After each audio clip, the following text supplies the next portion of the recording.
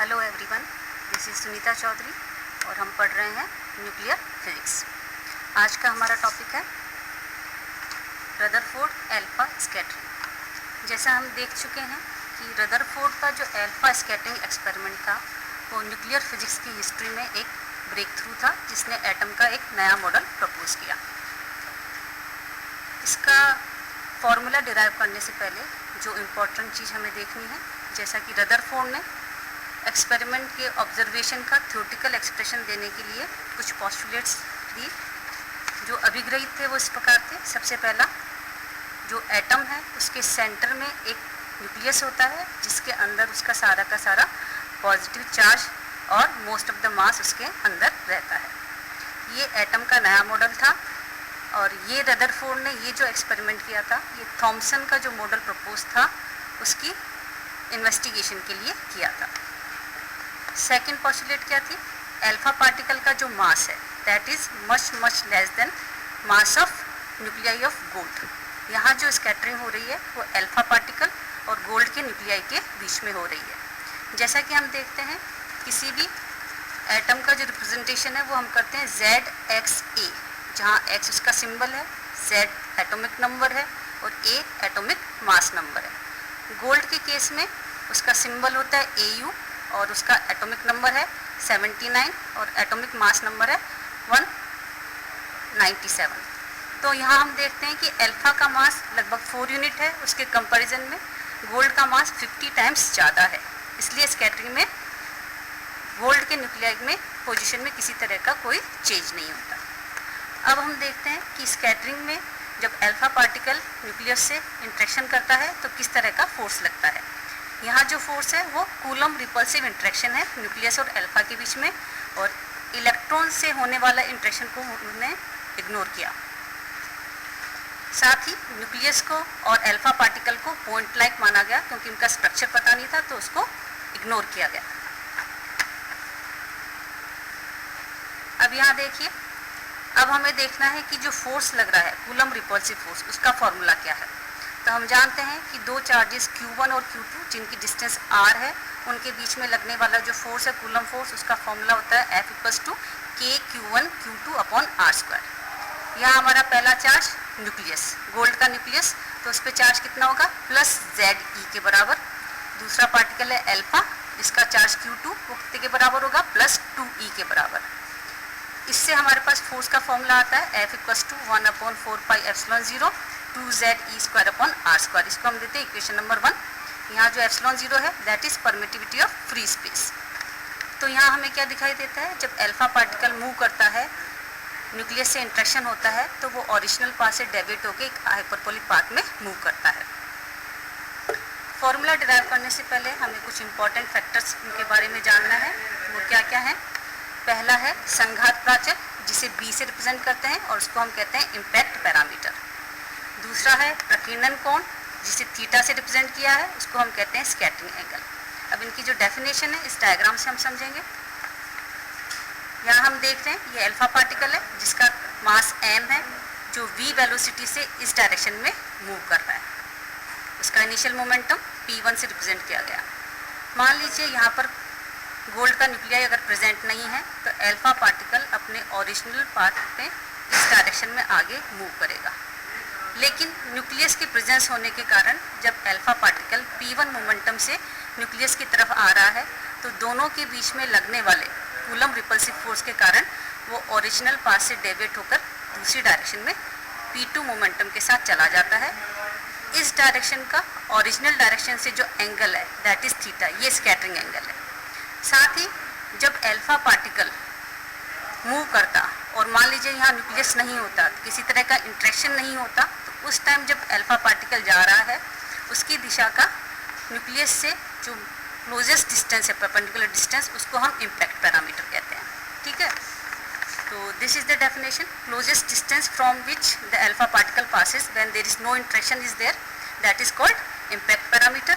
और जो scattering angle है वो P1 और P2 जो इनिशियल और फाइनल मोमेंटम है स्कैटरिंग से पहले और बाद में एल्फा पार्टिकल के, उनके बीच का एंगल है। तो यहाँ देखिए, हम देख रहे हैं कि जो न्यूक्लियस का मास है वो एल्फा से काफ़ी ज़्यादा है और उसमें पोजीशन में कोई चेंज नहीं आ रहा, तो जो इंट्रैक्शन हो रहा है, स्कैटरिंग हो रहा है, उसमें अल्फा पार्टिकल की इनिशियल और फाइनल काइनेटिक एनर्जी सेम रहेगी। इसलिए जो मोमेंटम का मैग्नीट्यूड है वो सेम रहेगा, दैट इज P1 और P2, इनका जो मोड है वो किसके बराबर है, mass into velocity m into V के बराबर। इसको इक्वेशन नंबर 2 नाम दिया, और वो आपस में बराबर रहेंगे मैग्नीट्यूड। अब यहाँ जैसे हम देख रहे हैं जो मोमेंटम है उसकी डायरेक्शन चेंज हो रही है, मोमेंटम वेक्टर क्वांटिटी है, उसमें उसका कुछ मैग्नीट्यूड भी है और कुछ डायरेक्शन भी है।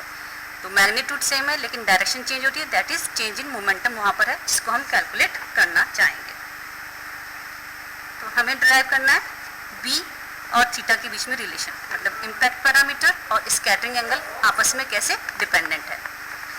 इस डायग्राम में हम देखते हैं ये P1 ये वेक्टर रिप्रेजेंट कर रहा है इनिशियल मोमेंटम को स्कैटरिंग से पहले अल्फा पार्टिकल के लिए, और P2 आफ्टर स्कैटरिंग, और दोनों के बीच का एंगल थीटा है। इसके इक्विवेलेंट डायग्राम ये होगा, यहाँ हमें दिखाई देता है ये P1 ये P2 और इनका जो डिफरेंस है change in momentum del P इस डायरेक्शन में होगा।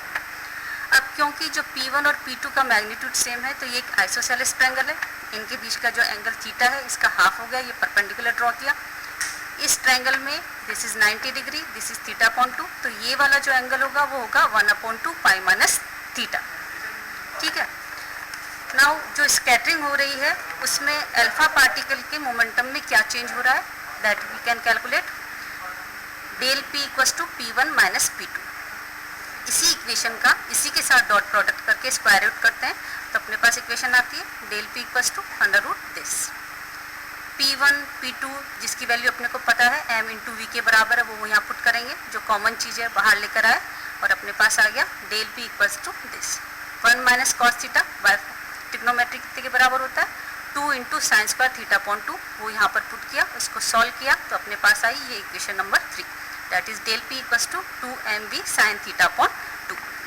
अब ये जो चेंज इन मोमेंटम है इसके कारण जो अल्फा पार्टिकल पर इम्पल्स इम्पोज हो रहा है, आवेग लग रहा है, उसका फॉर्मूला क्या होगा, that is integration of f dt mod equals to integration f cos phi dt, that is equation number 4। अब यहाँ पर फाई क्या है और इम्पल्स की डेफिनेशन क्या है वो हम देखेंगे और इसको हम डायग्राम से समझेंगे।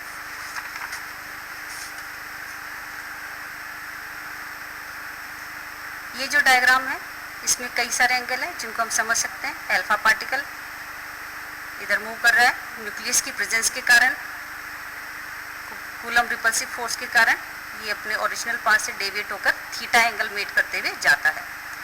ये इम्पैक्ट पैरामीटर है बी। किसी टाइम t पर जब अल्फा पार्टिकल की पोजीशन ये है तब जो रिपल्सिव फोर्स लग रहा है वो इस डायरेक्शन में लगेगा, और जो चेंज इन मोमेंटम है P1 और P2 में वो डेल P इस डायरेक्शन में होगा, और इन दोनों के बीच का एंगल है फाई। ये एंगल स्कैटरिंग एंगल थीटा, ये ऑलरेडी हम कैलकुलेट कर चुके हैं 1/2 पाई माइनस थीटा। तो ये एक स्ट्रेट लाइन है तो ये वाला एंगल अपना 1/2 पाई माइनस थीटा होगा।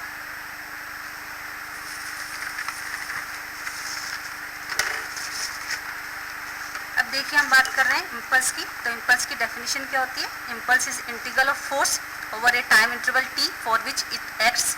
तो इसकी डेफिनेशन से इंटीग्रेशन f dt कितने के बराबर होगा, डेल p के बराबर। अपने को इसका मॉड लेना है तो मॉड्यूलेशन से ये डेल p के बराबर आ जाता है, ये हम ऑलरेडी कैलकुलेट कर चुके हैं, और डेल p हो गया 2mv साइन थीटा अपॉन 2। ये इक्वेशन नंबर 5 है।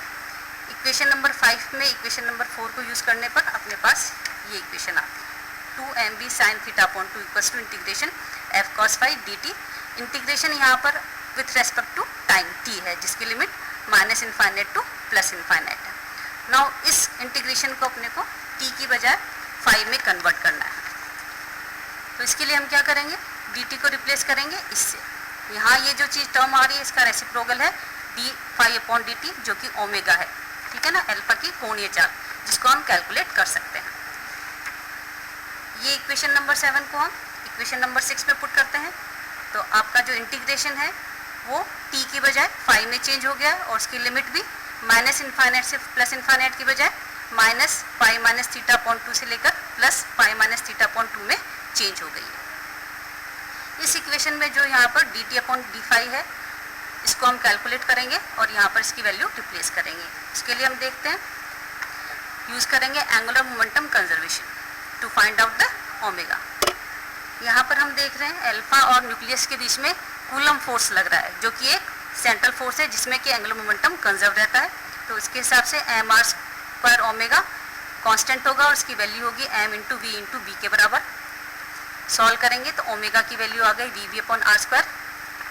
इसका रेसिप्रोकल करेंगे तो D T upon D T five की वैल्यू है R square upon V B, जो कि हम इक्वेशन नंबर 8 में पुट करेंगे और हमारे पास आएगी ये इक्वेशन नंबर 10। इस इक्वेशन को हमें सॉल्व करना है। यहाँ हम देखें ये जो F है ये उस फोर्स को रिप्रेजेंट कर रहा है जो कि अल्फा और न्यूक्लियस के बीच में है। रदरफोर्ड ने यहाँ पर यूज़ किया था कूलम्स रिपल्सिव फोर्स, जिसका हम इक्वेशन नंबर 1 में लिख चुके हैं। वो वैल्यू हम यहाँ पर सब्स्टिट्यूट करेंगे। उसके बाद इस इंटीग्रेशन को सॉल्व करने के लिए, क्योंकि ये विथ रेस्पेक्ट टू फाई है, तो ओनली जो 5 डिपेंडेंट टर्म है दैट इज कॉस फाई वो यहाँ रखेंगे और बाकी सारी टर्म को दूसरी साइड ले जाकर रीअरेंज करेंगे। Then we have equation number 11। इस साइड 5 इंडिपेंडेंट टर्म है सारी, यहाँ 5 डिपेंडेंट टर्म कॉस फाई का इंटीग्रेशन करेंगे, अपर और लोअर लिमिट पुट करेंगे, उसको सॉल्व करते हैं तो उसकी वैल्यू आती है 2 cos थीटा अपॉन 2। ठीक है, साइन थीटा से पूरी इक्वेशन को डिवाइड करेंगे तो अपने पास क्या आया cot theta upon 2 which is equal to 4 pi epsilon 0 M B square into B upon 2 Z E square. ठीक है, ये एक इंपॉर्टेंट फॉर्मूला है जो हमें डिराइव करना था। This gives relation between B and theta. यहाँ अगर हम एम बी स्क्वायर अपॉन 2 को कैपिटल ई से रिप्रेजेंट करें, जो एक्चुअल में क्या है kinetic energy of alpha particle. Alpha particle जितनी एनर्जी से मूव कर रहा है वो हाफ एम बी स्क्वायर, जिसको ई से रिप्रेजेंट करें तो हमारे पास आ गई इक्वेशन नंबर 13। यही इक्वेशन है जो हमें आज डिराइव करनी थी। ये दिखा रही है कि जो थीटा है स्कैटरिंग एंगल है वो इम्पैक्ट पैरामीटर से कैसे रिलेटेड है। इस फॉर्मूले में देखने में पता चलता है कि 4 पाई एप्सिलॉन 0 कांस्टेंट है, जो गोल्ड का न्यूक्लियर ले रखा है उसके लिए Z की वैल्यू फिक्स है, इलेक्ट्रॉन पे चार्ज फिक्स है। अगर एक पर्टिकुलर काइनेटिक एनर्जी का अल्फा पार्टिकल आ रहा है तो वो उसके लिए जो स्कैटरिंग एंगल है थीटा वो उसके इम्पैक्ट पैरामीटर B पर इस तरह से डिपेंड करता है। तो यहाँ हम देखते हैं कि जैसे जैसे B का मान बढ़ेगा थीटा का मान कम होता जाएगा। अगर B की वैल्यू 0 पुट करें तो ये इक्वेशन यहाँ पर दिस इज 0 और थीटा की किस वैल्यू के लिए ये 0 होता है। ठीक है, उससे अपने पास आ गया थीटा की वैल्यू पाई। तो उस केस में अपने को क्या देखने को मिलता है, ये जो कंडीशन है ये बैक स्कैटरिंग की कंडीशन है। ये जो डिपेंडेंस है इसको ग्राफिकली अपने इस तरह से भी देख सकते हैं। यहाँ ये न्यूक्लियस है जो इस एक्सिस पर है, alpha particle B impact parameter से यहाँ आ रहा है इस डायरेक्शन में। रिपल्सिव फोर्स के कारण ये स्कैटर्ड होकर थीटा एंगल से स्कैटरिंग हो रही है। अब अगर बी की वैल्यू बढ़ा दी जाए, मतलब अल्फा यहाँ से आने की बजाय यहाँ आ रहा है, तो हम देखेंगे इस पर स्कैटरिंग कम होगी और ये कम स्कैटरिंग एंगल से स्कैटर्ड होगा। अगर बी का मान कम कर दिया जाए, ज़्यादा क्लोज गुजरता है, तो इसमें स्कैटरिंग ज़्यादा होगी, रिपल्सिव फोर्स के कारण ज़्यादा स्कैटर्ड होगा। जब बी की वैल्यू 0 है, जब हेड ऑन कॉलिजन है, तो अल्फा पार्टिकल यहाँ से आकर बैक स्कैटर्ड उसी डायरेक्शन में होगा। ये जो पाई बी स्क्वायर है ये इसका स्कैटरिंग क्रॉस सेक्शन एरिया को शो करता है। अब एक न्यूमेरिकल सॉल्व करते हैं। जैसा कि क्वेश्चन पेपर में 30% वेटेज अपना न्यूमेरिकल प्रॉब्लम को होता है। तो मान लीजिए क्वेश्चन है find scattering angle of alpha of 5.5 MeV energy incident on gold film with impact parameter B this much. इसको सॉल्व करने के लिए यहाँ हमें पता है स्कैटरिंग एंगल फाइंड आउट करना है, इम्पैक्ट पैरामीटर दे रखा है। तो जो अभी रिलेशन अपने ने डिराइव किया 13 नंबर वो अपने को यूज़ करना है। इसको रीअरेंज करके इस तरह से हम लिख सकते हैं।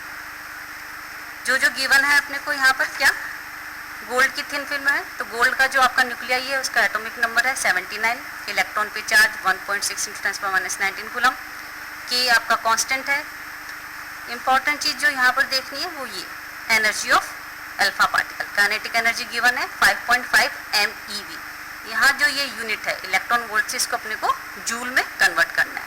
सबसे पहले 5.5 एज इट इज़ लिखेंगे, मेगा है तो उसकी जगह अपने 10⁶ लिखेंगे और 1 इलेक्ट्रॉन वोल्ट को जूल में कन्वर्ट करने के लिए आपको 1.6 × 10⁻⁹ से मल्टीप्लाई करना पड़ेगा। एनर्जी की ये वैल्यू अपने इस इक्वेशन में पुट करेंगे। तो यहाँ हम देखते हैं tan θ/2, इसमें सारी वैल्यूज पुट करते हैं, सॉल्व करते हैं 0.0875 जो कि tan 5 डिग्री के बराबर है। तो इससे हमारे पास आता है थीटा इक्वल्स टू 10 डिग्री, मतलब कि बी की इस वैल्यू के लिए आपका स्कैटरिंग एंगल 10 डिग्री होगा। That's it for today, thank you.